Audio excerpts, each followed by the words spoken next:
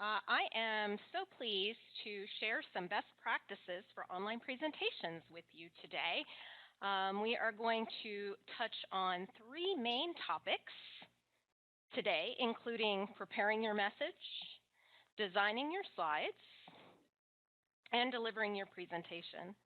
Much of what we'll talk about today will apply not just to presentations that you might deliver online, but also in person, such as small class presentations or even keynotes for large audiences.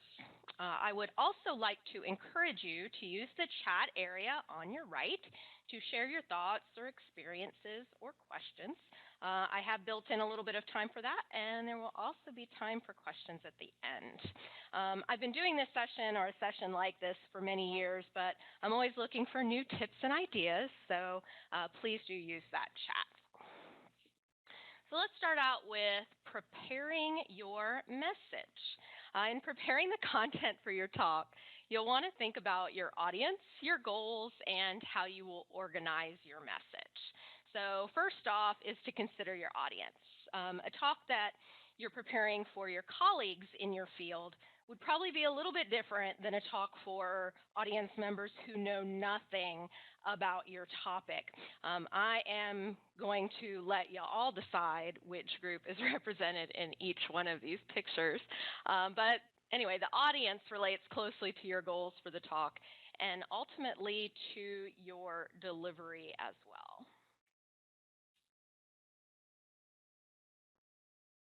Preparation also involves thinking about your goals for the presentation.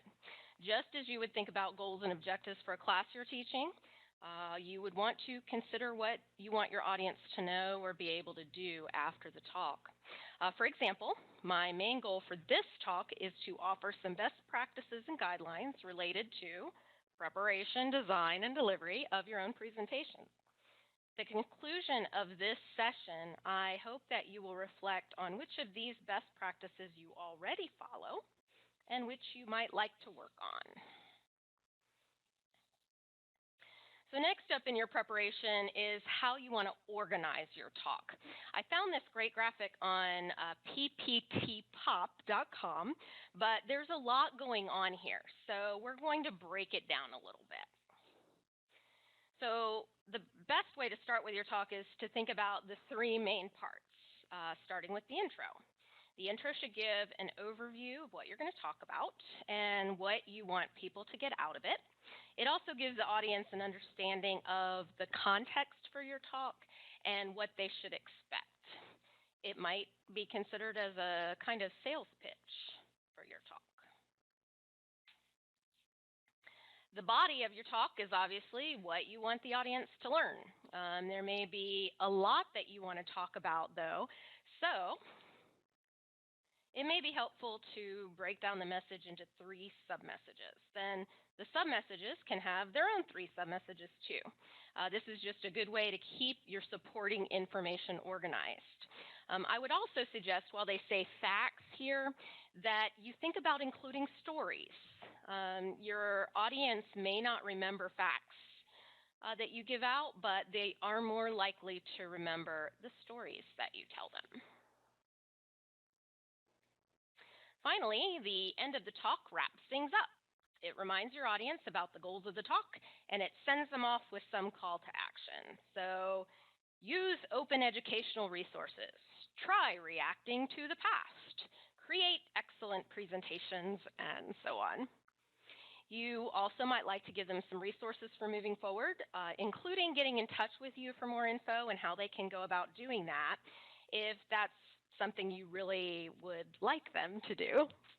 And after you've done some initial message preparation, so you've thought about your intro, your body, and the end of the presentation, then you're ready to move on to presentation design. I think we often start with the design and then move on to the message, but what I'm suggesting is that you get organized first and then move into design. So my first design tip, ironically spelled out in words on this slide, images are often better than words on slides, with the key word, of course, being often, not always. Images give your audience a little bit of context for the story that you're telling. Images can be interesting. They might get them thinking, where is she going from here? Images also give your audience some space to listen to you rather than feeling like they have to read through everything that's on your slide. So the reason that this slide works with words rather than an image is the minimalistic nature. There's not much going on here that you are distracted from listening to me, and it's very clean.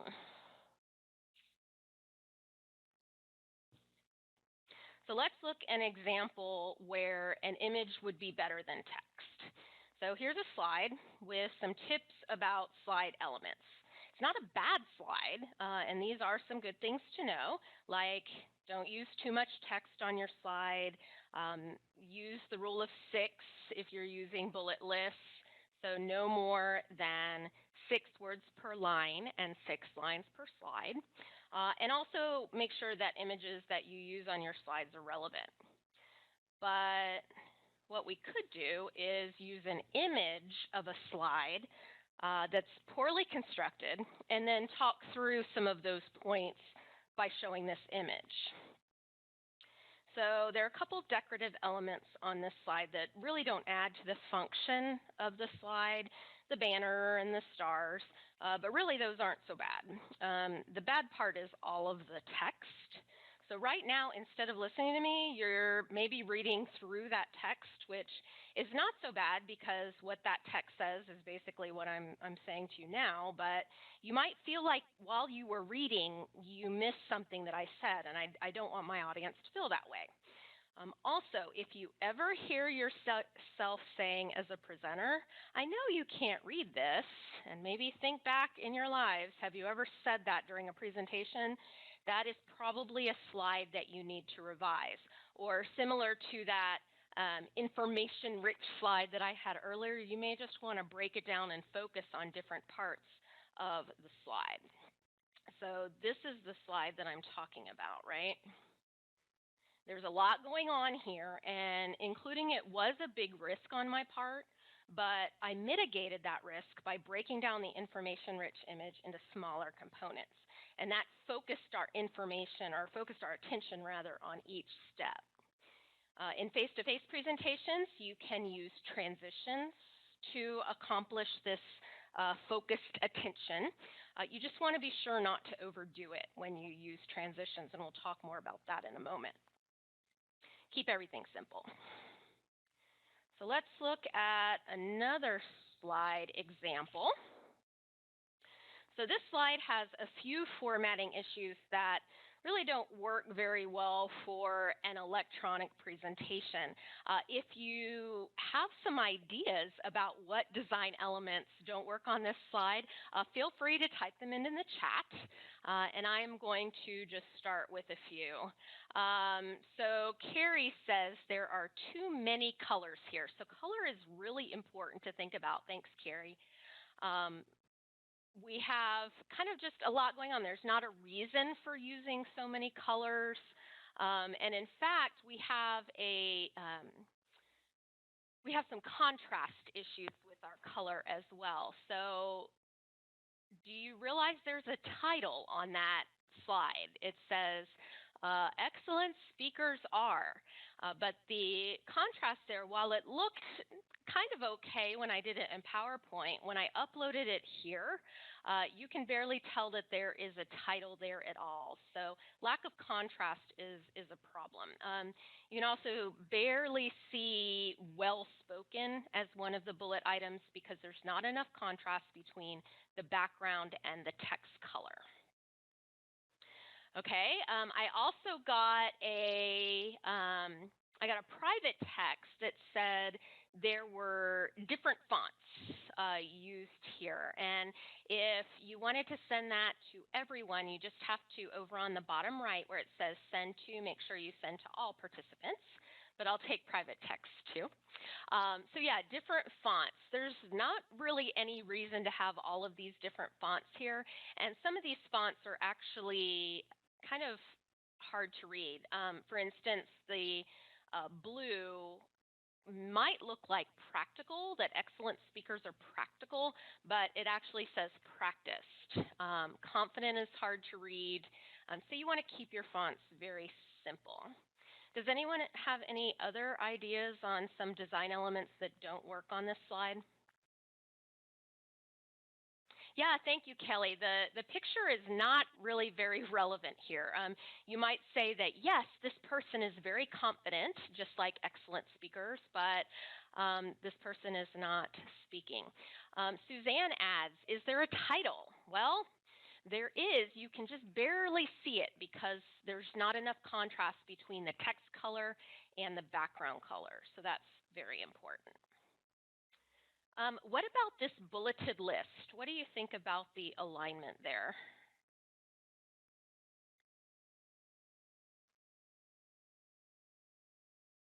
Yeah, centering a bullet list is usually not a good idea. It's not awful here because they're all very short words, so they're lined up fairly well. But it's usually best. Well, I'm gonna say it. It's always best to left align your bullet lists. Titles, you can left align, right align, center. You can do pretty much anything you want with a title, but bullet lists should always be left align. So we got all the things that I wanted to look at on this slide. Let's look at how we might do it better. So this is the same content. If I wanted to talk about some characteristics of excellent speakers, we have the high contrast, we have simple fonts that are still interesting, and we have a highly relevant image, including attribution, of course. Now, we could, if we wanted to go one step further with this, we could start with the slide that just has the image and not the bullet points. And we could ask our audience to engage with us and ask them, how would you complete this sentence? Then we could come in and show our own list, and I bet we would get a lot of the same words. We could even leave out the bullets altogether and just include the image or maybe a short video, but I want to, at this point, say that if you use video, you want to be really cautious with that. For online presentations, it's sometimes better to provide a link to a video. Oh, did someone need to jump in? No, maybe not. So for online presentations, it's probably better to provide a link to a video rather than showing it on your screen, because that's forcing it through the webinar software, and it can cause problems. Just be ready to punt if it doesn't work. That is, just be ready to move on if you need to. So let's talk about transitions for a moment. A lot of webinar programs don't really have, or they don't maintain the transitions that you build into your PowerPoints, like building a bullet list one at a time, or fading text in and out, or slide transitions. But you can emulate a built slide by building it across multiple slides. So let's go back to this guy again. Oh, did you see what I just did right there?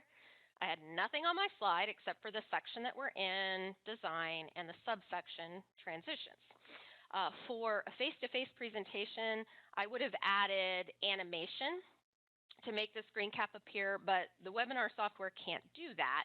So the way that I did that is with two slides. The blank one, and then the one that included the screen cap. So the key to the illusion of a built slide is to make sure that all of your common elements stay in the same location on the slides as you move forward. If any of the elements move even just slightly when you switch slides, it breaks the illusion. So my suggestion is to build the last slide first, and then copy that slide as many times as you need to, and then delete elements going backward to emulate the build.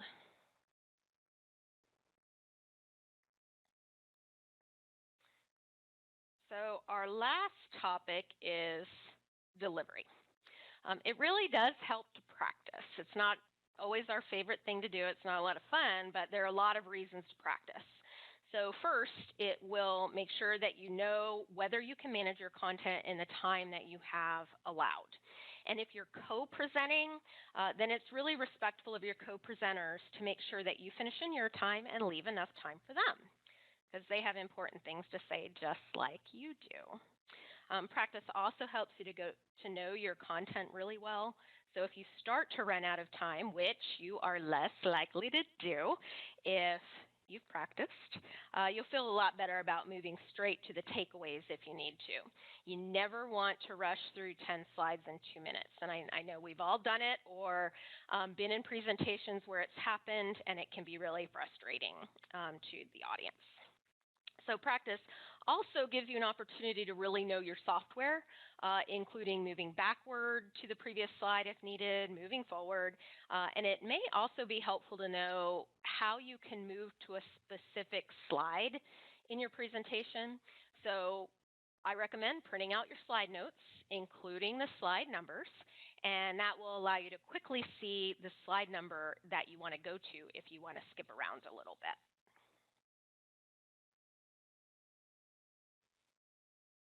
Printing out your slide notes is also a really good backup plan. So if you need to give your talk without slide projection, you could always work from your notes.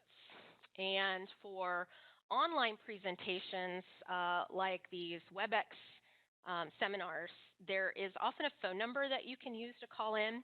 And that way, if something goes wrong with your internet connection or with your computer, just have that phone number jotted down, and then you can go ahead and call in and hopefully finish up your talk. And if there's another host like we have here in the USG faculty development seminars, then they might be able to move through your slides for you, and you can just chat through them.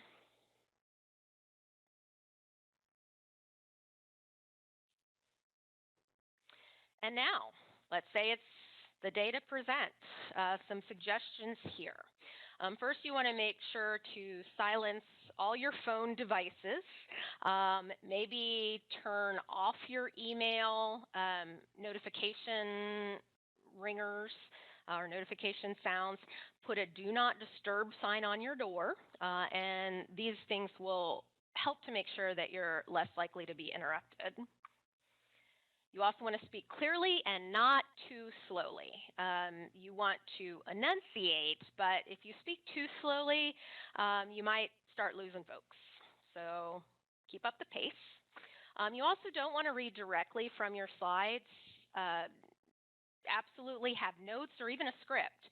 It can be a really helpful place to start, helping you stay on time, on point. And it may even help prevent those filler words from coming in like the uhs and ums. They're probably always going to be there, but having a script or some notes to work from really do help. You also want to vary your tone, be conversational if you can. And this may be a little tougher if you're working from a script, but I really do, again, think that practice helps. Finally, if you have an audience participation component, that can be a lot of fun too. So let's sum it up. We talked about 3 main topics today, including tips and best practices for preparing your message, designing your slides, and then delivering your presentation. I hope you find these helpful as you prepare your own presentations. And I've also assembled a few resources that you might find helpful, and these will be posted along with the presentation. We're going to find a way to do this, posted along with the presentation from the USG Faculty Development website. If you have any questions about any of these, you are welcome to email me, and my email is there. And we also have some time to take questions right now. So thanks, everyone. Thank you, Sherry. We do have time for questions, so if you would like to ask Sherry a question, you may either raise your hand, and you'll see the little hand there on the bottom right of your right-hand bar, or you can type it into the chat, and you can send it to all panelists, and that will make sure that she sees it. Let's see if anyone has raised their hand. If you raise your hand, then we will give you the mic. If you don't see how to raise your hand, you can also just put in the chat bar your question or that you would like for us to give you the mic. I see that Carrie Bishop has a question. Carrie, go ahead. Hi, can you hear me okay? We can. Great. Sherry, do you have recommendations for how to find good images for presentations? Because I really like it when there's lots of images in a presentation. Oh, that's a good question, Carrie. And next time I give this presentation, I'm going to answer this question right in the presentation. I have a couple of ways that I go about getting images. And my main concern, and I think yours as well, correct me if I'm wrong, is copyright and finding images that are either in the public domain or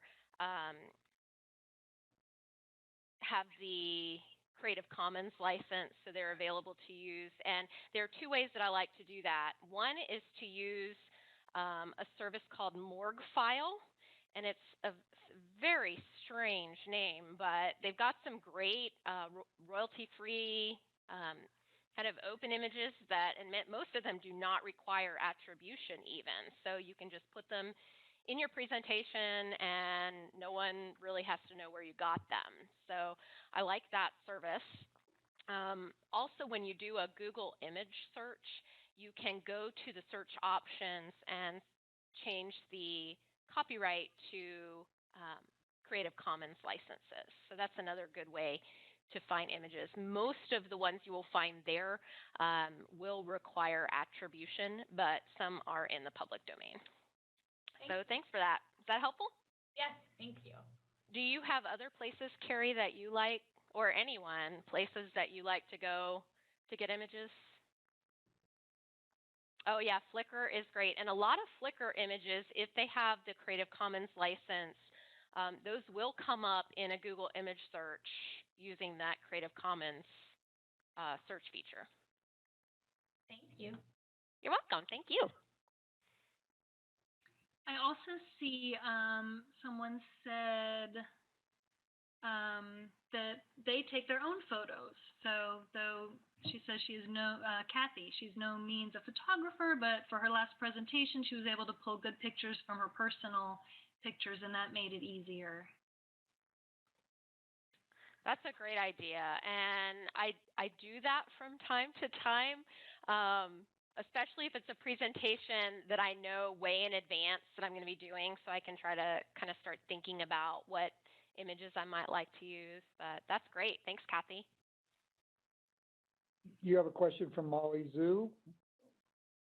Okay, Molly asked, what would you recommend for the class size? So I think, Molly, you're talking about rather than just an online presentation, actually doing synchronous online teaching,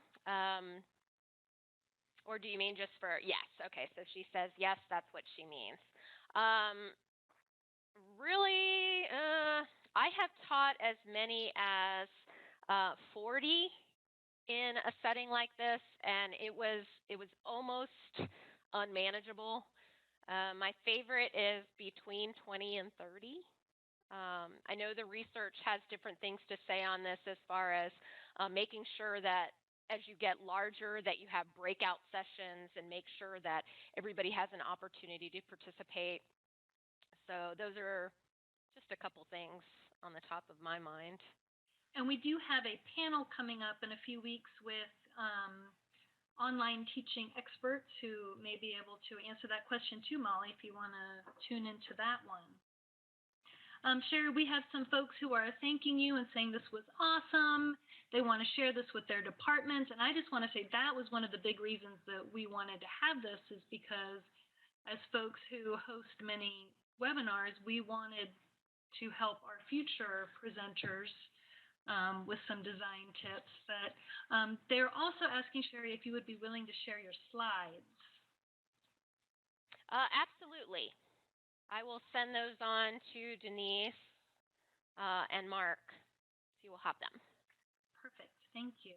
We have some questions from Marta. If I'm using the images of an adopted lab manual for a course, is this fair use for this course? Well, that's a good question, isn't it? Whenever I get copyright questions, the answer is it depends, of course. Marta is here at UGA, and Marta, I would send you to Marianne Burright. She is our copyright expert here at UGA.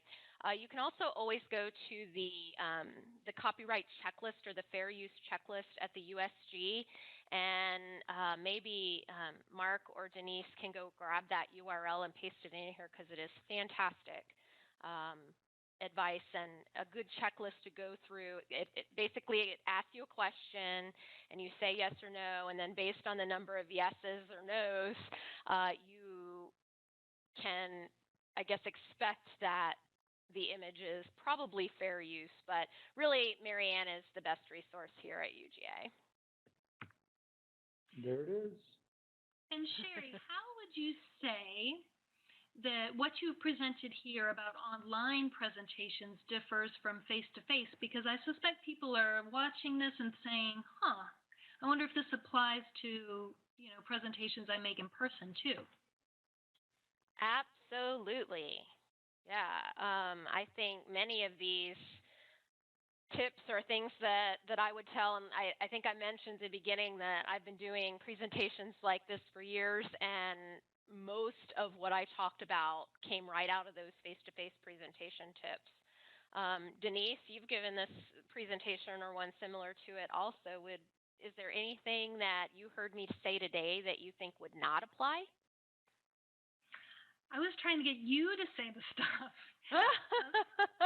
Not that I can think of. I mean, Sherry and I, very early in our relationship together, when we first met maybe 7 or 8 years ago, went to a conference, and the keynote, who is a very well-respected researcher, this researcher's keynote presentation was sort of a what not to do with your PowerPoint presentation. We kept pinching each other like, oh my gosh, stop doing that. So that sort of started in my mind a conversation about, well, what is a good way to present? And I think you really summed it up very well here.